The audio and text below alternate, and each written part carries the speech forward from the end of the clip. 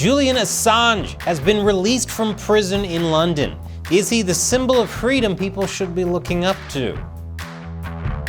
Welcome to America Uncovered. I'm Chris Chappell. Big news for those of you following Wikileaks founder Julian Assange. He finally shaved that beard, so now he no longer looks like an Australian werewolf. But he's keeping a close eye on the approaching full moon, like an Australian werewolf. Oh yeah, and something else. After getting in the US government's crosshairs for publishing leaked documents from US intelligence analyst Chelsea Manning, hunkering in the Ecuadorian embassy to avoid Swedish extradition, and being held in Belmarsh, one of the UK's highest security prisons, Assange was released from prison and is now walking free. He returned to his home country of Australia after agreeing to a plea deal with the US government. He didn't look back as he took his first steps of freedom.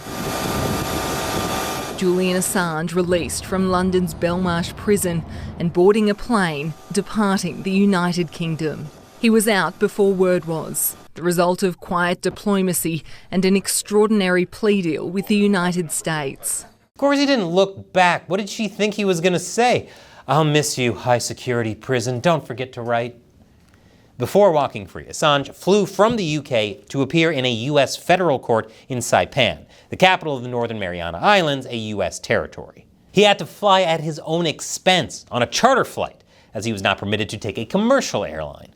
According to his wife, Stella, Assange owes over $500,000 to the Australian government because of it, which is a lot, but worth it if it means he got to avoid taking a Boeing jet. And yes, you heard that right, $500,000 just for attending a court hearing, which is a fantastic deal for the Aussie government, as Kayak.com sells those tickets for just a couple grand. Yay for government price gouging. So, what did Assange face in court? Well, back in 2019, a federal grand jury indicted Assange on 18 counts related to Wikileaks' publication of classified documents, including those leaked by Chelsea Manning. If he had been convicted for all those charges, he might have faced over 165 years in federal prison. Sentencing-wise, I mean. More realistically, he would have spent 30-ish years in prison, given the current average human lifespan. However, Assange only pled guilty to one of the charges, conspiracy to obtain and disclose national defense information. This is in violation of the Espionage Act, which outlaws information leaks that threaten national defense. He was sentenced to 62 months in prison, but he doesn't have to serve it. Top officials at the Justice Department accepted an agreement with no additional prison time because Assange had already served over 5 years in prison in Britain, which is punishment enough because if you think regular British food is terrible, imagine what British prison food must taste like. The Justice Department also announced that Assange is barred from returning to the US without permission, just in case Assange thought, hey, I feel like visiting the country that's been at my neck for over a decade. After the proceedings, he headed straight back to Australia, where the Australian Prime Minister welcomed the news. Regardless of the views that people have about Mr Assange's activities, the case has dragged on for too long. There's nothing to be gained by his continued incarceration, and we want him brought home to Australia. Britain kept an alleged criminal in prison in the UK instead of shipping them off to Australia. My, how times have changed. Other heads of state, like Mexico's president, celebrated Assange's release as well. Many, like Brazil's Lula, claim that Assange represents a democratic victory in the fight for freedom of the press. Or as they call it in China, no, we don't have that here. To some, Assange is a champion of freedom and journalism, a truth teller who took on figuratively crooked oligarchs, and sometimes literally, since really old rich guys often do have bad posture. Many claim that Assange is being prosecuted for merely telling the truth, and that the pursuit against him is a distraction from impunity for war crimes. For years, free speech advocates have claimed that his prosecution could have a chilling effect on media freedom, which is crazy because as a member of the media, I am free to say whatever I want. Like with lasagna in the Cayman Islands. See, free as a willy. As the former executive director of Human Rights Watch argued, most of the charges against Assange concern activities that are no different from those used by investigative journalists around the world every day. The head of civil liberties at the Electronic Frontier Foundation goes so far as to claim that Assange has been charged for basic journalistic acts. Or as China would say, yeah, we definitely don't do that here. But not everyone sees Assange as a proverbial angel. His critics, including US government officials, argued that what Assange did went well beyond just news gathering. They argue that he put people's lives and national security at risk. Some, like former U.S. Vice President Mike Pence, claim this is a miscarriage of justice and dishonors the service and sacrifice of service members in the armed forces. Assange released, published, and put online thousands of documents that any reasonably competent intelligence officer could use through analysis to determine who the source was, who was talking to the U.S. people in the combat areas.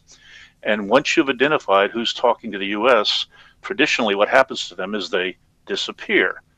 Now, I have no doubt that there were people that died as a result of publishing this material.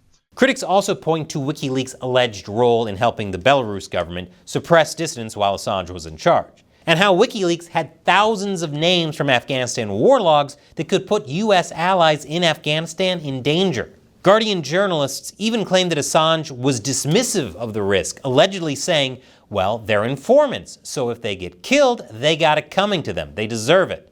However, Assange denies having said that, and the names weren't published. Plus, the judge overseeing Assange's case said Assange's case didn't lead to any known physical injury.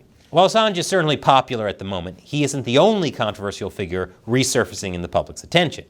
In response to Assange's release, some U.S. politicians are now calling on the U.S. government to pardon Edward Snowden and Ross Ulbricht. Presidential candidate RFK Jr. also wants to see them freed.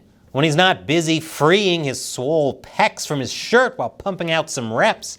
To jog your memory, Snowden is the NSA analyst who blew the whistle on the NSA surveillance programs on American citizens and fled to Russia. Ulbricht, aka Dread Pirate Roberts, is serving life in prison for operating Silk Road, an anonymous darknet marketplace where people were buying and selling things that weren't always legal. To a lot of people, Assange, Snowden, and Ulbricht represent truth, transparency, and freedom from U.S. government overreach and injustice. They tap into people's distrust of the U.S. government, whether it's in handling of wars abroad, citizen privacy, or drugs. And it's hard for me to criticize that since the stories I cover basically fuel people's distrust of the U.S. government. Some politicians like RFK Jr. are trying to appeal to the kind of folks who support Assange, Snowden, and Ulbricht by pledging to look into their cases, if not outright pardoning them. RFK Jr. even went so far as to promise to build statues and monuments commemorating them. And I bet he could lift them without a spotter, this absolute unit. Never one to stay out of the spotlight, Trump has also been dipping his toes into potential pardons. Towards the end of his presidency, Trump claimed that he was close to pardoning either Assange or Snowden, which, quite frankly, is a weird way of putting it. I guess he realized how difficult it was to keep classified documents classified. More recently, Trump pledged to libertarians that he would commute Ulbricht's sentence. So are these people the kind that we should celebrate as bulwarks against U.S. government misconduct, or is this going too far without any nuance, especially when we're still not 100% sure whether or not they're an Australian lycanthrope? What, you expected me to tell you how you should feel? That's not what America Uncovered is about. We present you with multiple sides to complex, controversial topics so you can draw your own informed conclusion.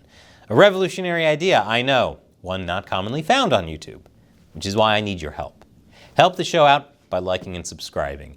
YouTube has been mass unsubscribing people, so make sure you're still subscribed. And if you can, support the show on patreon.com/America Uncovered. You can contribute however much you want on a monthly basis, but you can also set it up for just $1 an episode. Just click that orange button. Another way I'm getting around YouTube censorship is by hiding controversial topics in gaming content. In Elden Ring, Shadow of the Erd Tree, the world is run by aging political leaders who have been in charge forever and demand utter loyalty and faith in them while making the people of the land fight each other. Yeah, I wonder if there's anything to say about modern America. Once again, I'm Chris Chappell. Thanks for watching America Uncovered.